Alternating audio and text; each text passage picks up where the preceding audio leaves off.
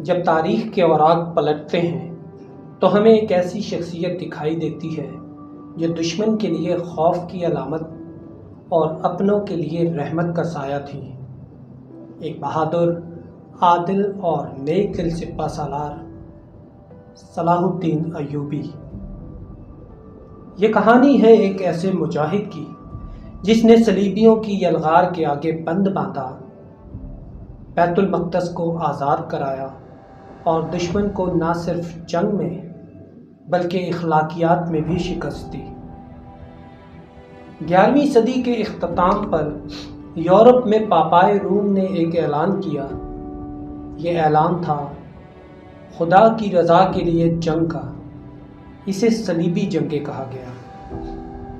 ان کا مقصد بیت المقدس کو مسلمانوں سے چھین کر عیسائیوں کے قبضے میں لینا تھا۔ 1099 میں پہلی صلیبی جنگ کے نتیجے میں صلیبی فوجوں نے بیت المقدس پر قبضہ کر لیا۔ شہر کے ہزاروں مسلمان اور یہودی باشندوں کو بے دردی سے قتل کر دیا گیا۔ شہر خون سے لال ہو گیا اور مسلمانوں کے دلوں میں انتقام کی آگ بھڑک اٹھی۔ 1137 یا 1138 میں ٹکریت کے مقام پر ایک بچے نے جنم لیا جس کا نام رکھا گیا یوسف بن ایوب، جو بعد میں صلاح الدین ایوبی کے نام سے مشہور ہوا۔ صلاح الدین نے نور الدین زنگی کے زیر سایہ تربیت حاصل کی۔ انہوں نے نہ صرف جنگی مہارت حاصل کی بلکہ اسلامی تعلیمات میں بھی گہری دلچسپی رکھی۔ صلاح الدین نے سب سے پہلے فاطمی خلافت کا خاتمہ کر کے مصر کو سنی خلافت کے تحت کیا، پھر شام، حلب اور دیگر علاقوں کو متحد کیا۔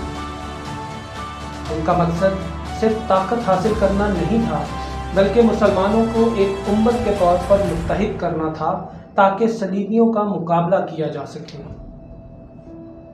1187 میں ایک عظیم جنگ لڑی گئی جو تاریخ میں جنگ حطین کے نام سے مشہور ہے۔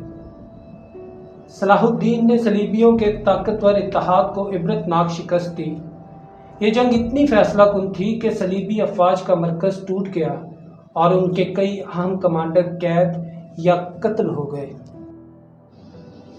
حطین کی فتح کے بعد صلاح الدین نے بیت المقدس کی جانب پیش قدمی کی۔